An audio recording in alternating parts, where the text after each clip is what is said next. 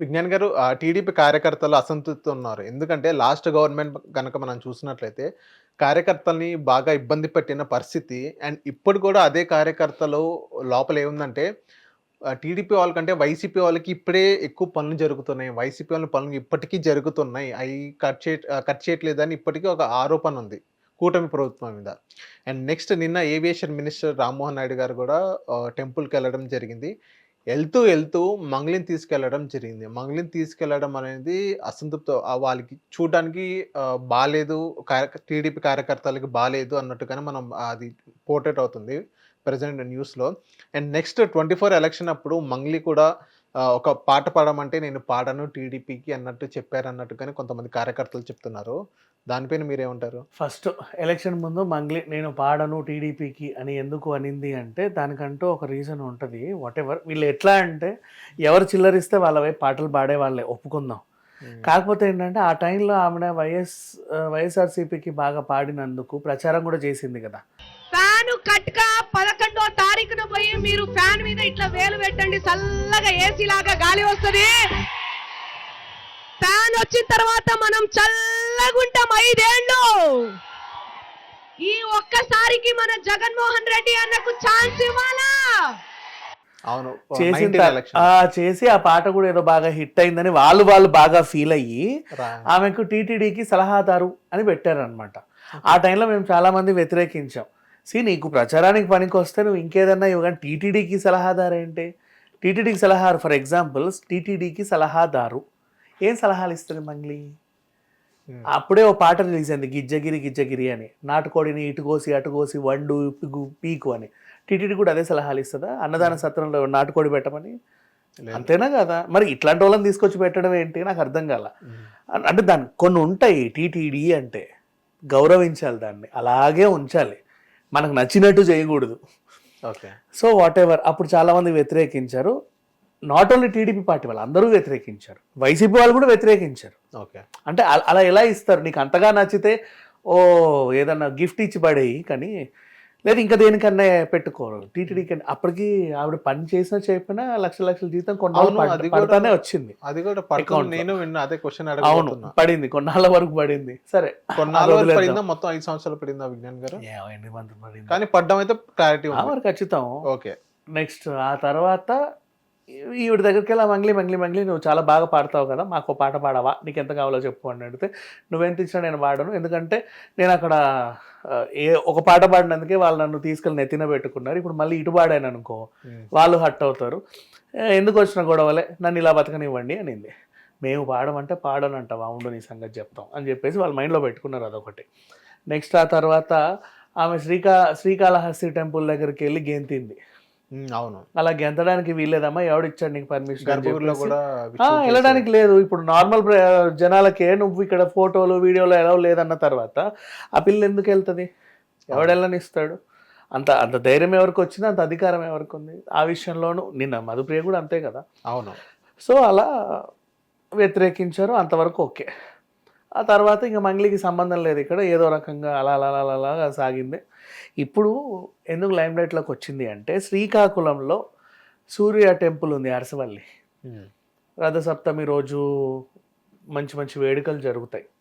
వాళ్ళ వేడుకలో భాగంగా ఫస్ట్ రామ్మోహన్ నాయుడు గారిని ఇన్వైట్ చేశారు, మన కేంద్ర మంత్రి, మన మంత్రి మనోడు ఆయన ఎర్రన్నాయుడు.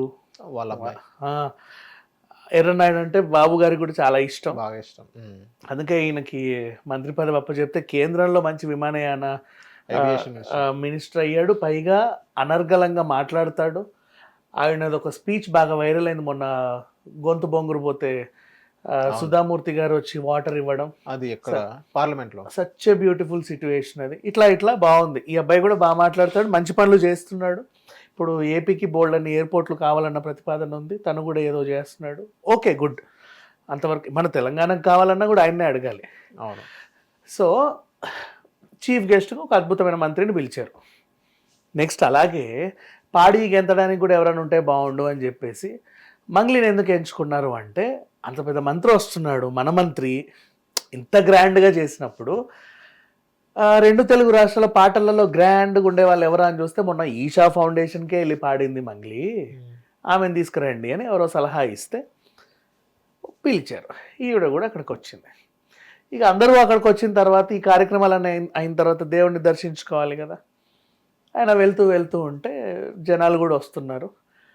ఇప్పుడు అక్కడ ఇంకో సెలబ్రిటీ ఎవరు, మంగ్లీ ఎంత కాదన్న సెలబ్రిటీ, పాపులారిటీ ఉన్న అమ్మాయే కదా. అవును, రామ్మ నేను తీసుకెళ్తానని చెప్పేసి తీసుకెళ్ళాడు. ఆయన తీసుకెళ్ళి ఉండొచ్చు, నెంబర్ 1. నెక్స్ట్ అక్కడ ఉన్న వాళ్ళు కూడా వచ్చిన చీఫ్ గెస్ట్లకే ముందు పెద్దపీట వేస్తారు కదా. అవును.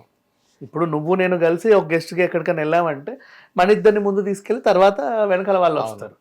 అలా అక్కడ ఇద్దరు గెస్ట్లు ఎవరు అంటే ఈయన ఆవిడ, వాళ్ళిద్దరిని కలిపి తీసుకెళ్లారు. ఈ ఫోటోలు ఏవైతే ఉన్నాయో టీడీపీ వాళ్ళకి నచ్చల. మంగ్లీ రావడం నచ్చలా ఫస్ట్ అక్కడ.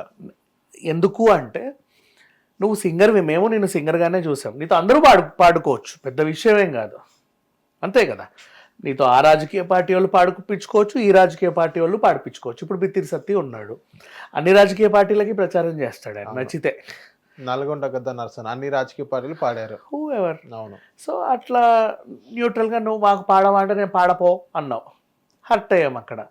తర్వాత వచ్చేసి నువ్వు జగన్ అన్నకే ఫ్యాన్ గుర్తుకే ఓటేయండి అని నువ్వు ప్రచారం చేసినవి కూడా మా దగ్గర ఉన్నాయి.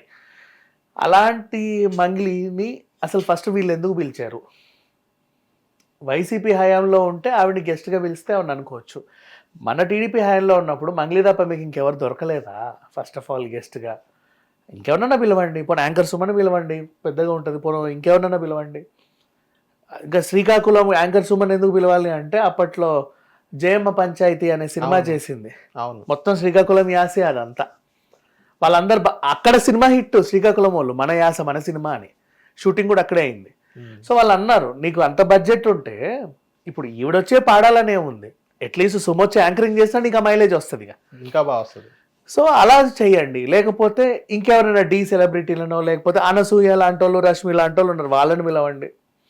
లేకపోతే ఇంద్రజ గారినో ఎవరిని పిలిచినా ఏమన్నా, చివరికి మీరు రోజాని పిలిచినా మాకేం ఇబ్బంది లేదు, ఎందుకంటే తను ఒక సినీ రాజకీయ సెలబ్రిటీ కాబట్టి. మీరు మంగ్లీని పిలవడం మాకు నచ్చలేదు అని చెప్పేసి వీళ్ళు అన్నారు. సరే వాట్ ఎవర్. పైగా ఇప్పుడు రామ్మోహన్ నాయుడు గారిని ఎందుకు ట్రోల్ చేస్తున్నారంటే ఆవిడని వెంట పెట్టుకుని నువ్వు ఎట్లా తీసుకెళ్తావు అని. బట్ ఆయన మాత్రం ఏం చేస్తాడు, తన మంత్రి హోదాలో ఉన్నాడు, ఇక్కడ నేను గెస్టే ఆమె గెస్టే, ఖచ్చితంగా మేము ఇద్దరు నువ్వు గెట్ లాస్ అనలేము. అవును. ఆవిడ పేమెంట్ తీసుకొని వచ్చింది అక్కడికి, ఈయనేమో గౌరవార్థంగా వచ్చాడు. ఓకే. అప్పటికి వీళ్ళు మళ్ళీ ఇంకొకటి, సరే ఆమె నీ దగ్గర పని చేయడానికి వచ్చి సెలబ్రిటీ, మీరు గెస్ట్గా రాలా, వీళ్ళు ఎక్స్ప్లెనేషన్ ఇచ్చుకున్నారు, లేదండి ఆవిడ గెస్ట్గా పిలవలేదు, 10 రూపాయలు ఇచ్చి పని చేయించుకోవడానికే పిలిచాము అని. వీళ్ళు అనేది అంటే ఆ 10 రూపాయల చెక్ ఏదో ఇచ్చి అటు నుంచి అటే గెంటేయాల్సింది, గుళ్ళో ఎందుకు తీసుకొచ్చామని. అరే అంత దూరం నుంచి గెస్ట్ వచ్చిన తర్వాత ఎవరో ఒకరు పనికి వచ్చిందో లేకపోతే గెస్ట్గా వచ్చిందో, అంత దూరం నుంచి ఇక్కడికి వచ్చిన అరసవల్లికి ఎవరు వచ్చినా సరే సూర్యదేవుని టెంపుల్ చూడకుండా వెళ్ళరు. నువ్వు తిరుమల దాకా వచ్చి కొండెక్కకుండా వెళ్ళవుగా, విజయవాడ దాకా వచ్చి అక్కడే ఈవెంట్ చేసి అమ్మవారిని చూడకుండా పోవు. అలాంటిది దర్శనమే కదా, దేవుడి దర్శనమే కదా, దీన్ని ఎక్కువ రాజకీయం చేయకండి అని వీళ్ళు. మీరు మనోళ్ళే మనకి సర్ది చెప్తున్నారంటే వీళ్ళకి ఏదో ఉంది అని వీళ్ళు.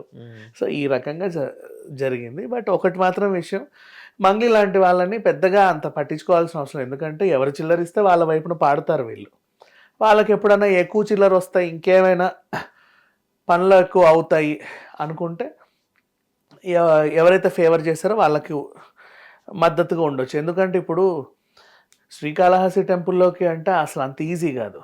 అవును. అలాంటి టెంపుల్లోకి వెళ్ళి మొత్తం గుడిలో గోపురాలు అన్నీ తిరిగి అటు ఇటు గెంతొచ్చిందంటే చాలా పెద్ద పెద్ద వాళ్ళు ఆవిడకి హెల్ప్ చేశారని. సో తనకు అంత హెల్ప్ చేసిన వాళ్ళని అయితే ఆవిడ వదులుకోదు కదా, ఏదో రకంగా మంచి పరిచయాలు అని. ఒక మాట మాట్లాడి ఉన్న పరిచయాలను ఎందుకు పాడు చేసుకోవాలి అని ఆలోచిస్తుంది.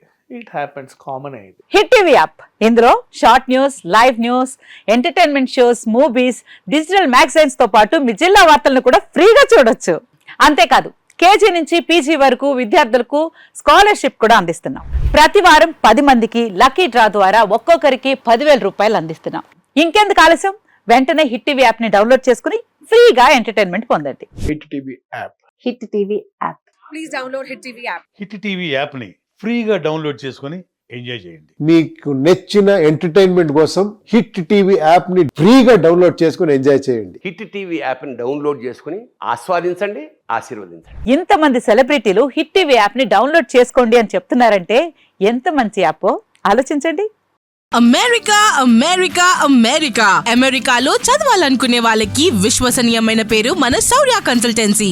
UK లో 1 year masters. UK లో 1 year masters. 2 years work permit up to 5 years visa. Contact Saurya Consultancy. Contact 89851 89851.